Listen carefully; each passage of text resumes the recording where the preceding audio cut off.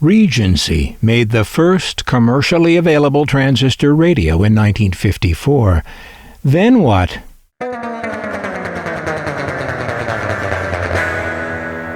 In 1955 and beyond, Regency adapted their TR1 radio for other brands and models. Here they did so for the Bulova Watch people, a plastic-cased version to be sold under the Bulova brand, and this odd leather-covered version for people who liked to own weird-looking things. Regency did the same for the folks at Mitchell, making leather-clad versions in 3 different colors, called alligator, antique white, and suntan. Regency's own variant to the TR1, the TR1G, was issued in a cabinet with a different plastic formulation and with new colors, and their TR4 version featured several internal improvements and still more knob and trim changes. Regency also made this Mantola for the B.F. Goodrich tire people. All of these were more or less adaptations of the original TR1, and though all were called shirt pocket radios, opinions varied on that score, especially if you asked the shirt. Did Regency make any smaller radios? Just this one. But it's tiny, tuneful, and terrific. It also has only 2 transistors and can be heard only through an earphone. It's a stretch, perhaps, to call this a shirt pocket transistor radio without the qualifier that it is something of a toy. Not only does it have no onboard speaker, it doesn't even have a volume control. There's just a crude on-off switch on the top. The Regency XR2 and XR2A models were introduced in 1958, the same year that Philco introduced its T3 Veep model, a similarly sized, similarly configured radio that also played only through an earphone. There's a video on this channel all about this little Philco. These 2 earphone-only radios had something in common with this Emerson Champion model.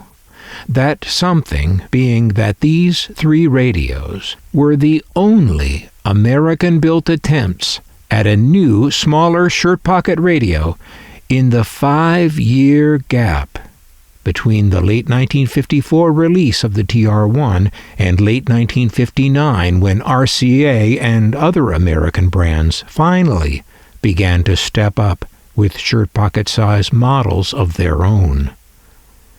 Really? 5 years. Meanwhile, these were coming from Japan. That's Sony's 1957 TR63 model, next to Regency's TR1, and Sony's 1958 TR610.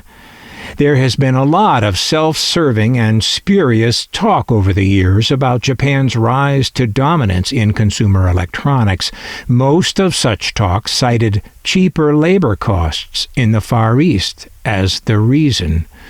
But there was always something suspicious in that claim, something incomplete and misleading.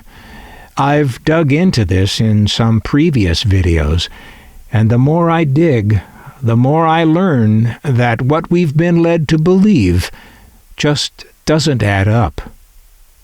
Other than Emerson and Regency and Philco, who at least tried, the rest of the American makers' inaction in this 5-year gap is remarkable. American companies made larger radios, to be sure, but not the shirt pocket models people were really wanting. Just as the American car makers, a decade or so later, in the 1970s, remained addicted to huge behemoths, while another country, again Japan, came along with somehow a better understanding of what Americans really wanted than the American corporations could manage. And again with cars, we heard the cheaper labor excuse. we heard how expensive our labor here was in the U.S. and how foreign makers had an unfair advantage. I believed it, of course. We all did. But now I wonder if what they were selling us with this logic was less about the truth and more about excusing their own failure to make for the public what the public wanted to buy. When we're talking shirt-pocket radios in the late 1950s, isn't it obvious that the reason American manufacturers failed in this competition is because for 5 years they literally failed to show up for it? Looking into these little radio histories, as I've been doing on this channel, has been a real eye-opener for me. It has cast more than a little doubt on the tales we've been told and are still being told by American business.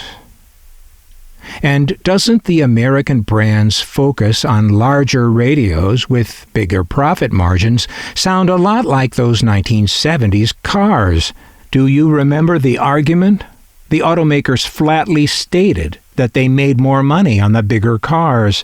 They would only make smaller, more economical cars if they could get concessions from labor or automate the factories, which is the ultimate concession from labor, unemployment. Most of the attempts they did make at so-called downsized models were still huge and hardly economical. The constant excuses American manufacturers made citing foreign labor with radios and cars reveals that their gripe was not so much with the foreign competition itself, which they let go basically unchallenged, but with American labor costs. Their enemy was domestic, not foreign. Rather than meet the foreign competition head-on and do the best they could making what people wanted to buy, they were instead focused on grinding labor and willing to go to any length to break that labor. American business was willing to outright ignore the biggest fad of the late 1950s, the shirt-pocket transistor radio, for 5 years. And American business, a decade later, was willing to implode Detroit in order to set up shop in so-called right-to-work states with cheaper, non-union labor. Oh, and if you thought the story ended there, and it was a happy ending for those states who lured those auto plants away from Detroit, consider how many of those jobs went next to Mexico. And let's not forget that by the 1970s, every one of these American radio brands had closed every one of their radio factories and thrown those thousands of employees out of work, while outsourcing production to the Far East. That same Far East, in search of what? What they wanted all along: cheaper labor. See the pattern? There was never any labor cost low enough to satisfy these corporations. Is it any different today, with our corporations continuing to offshore production and with ever-increasing automation? The future of making a living is, for many people, more uncertain than ever.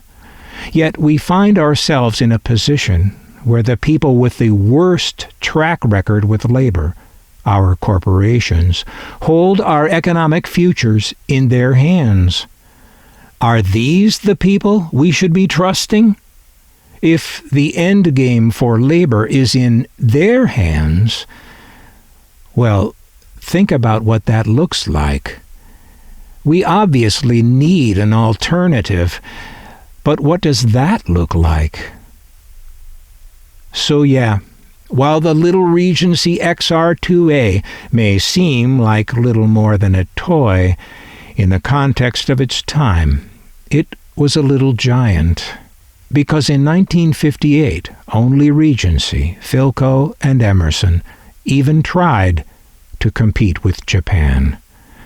And remember back to the beginning of the transistor era in 1954. It wasn't any of these big, self-important American corporations who led the way. It wasn't any of them who made the world's first transistor radio. It was Regency. Little Regency. A while back I posted a video called What Killed Consumer Electronics in America. Viewers who've seen that have heard a surprising and very different story than what we've always been told by corporate America. The corporate narrative of what happened to consumer electronics in the U.S. falls apart in that video, as we looked beyond their excuses and discovered the corrupting influence of the military-industrial complex at work. In this video, we've looked at another aspect of this failure, corporate America's adversarial relationship to labor, and the easy excuses it provided for inaction. You know the old saying, history is written by the winners, right?